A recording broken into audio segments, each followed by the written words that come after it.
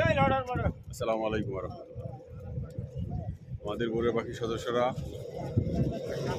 ব্যায়ামের শেষ পর্যায়ে। আজকে সদস্য দৃশ্যনীয়। সাত সকালের হাওয়া লাখ টাকার দেওয়া অনেকেই ভুলে নাই, যার কারণে সকাল সকাল ফজরের নামাজের পরে চলে এসছে। আজকে শুক্রবার, জুমার দিন।